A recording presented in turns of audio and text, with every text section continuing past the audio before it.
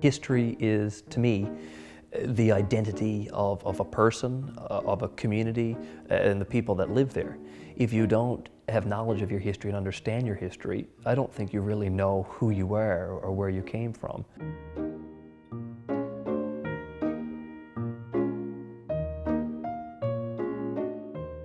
Bonavista has been able to save a tremendous amount of its built heritage.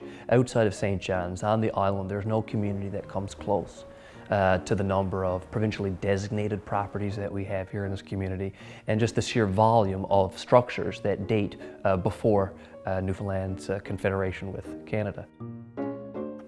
We have acquired over the last year through 2014 about 33 properties. We try to save the buildings, as many as we can, in the most authentic ways we can, and repurpose them in new and creative ways to revitalize certain areas of the community.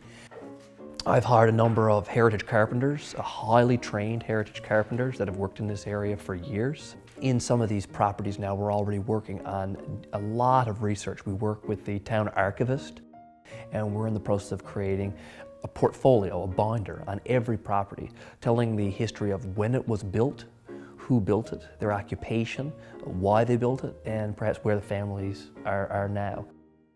The prices, like the houses in Bonavista, are all over the map. For example, we acquired a property that cost us just a couple $1,000s.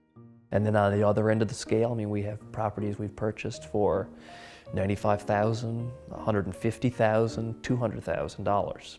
But it's important to point out that this is not a project or a company where we're going to be flipping houses quickly and trying to pocket a lot of cash.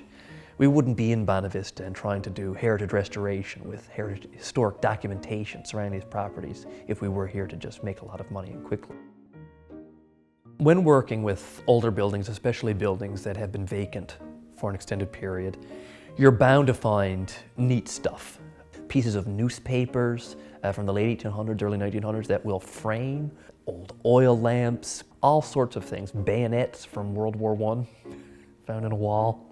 You have beautiful hand-carved mantelpieces with really spectacular cast iron insets. From an early age, I noticed the density of heritage, the volume of built heritage that's in the community. I always wanted to be really involved with the movement of repurposing and revitalizing that heritage.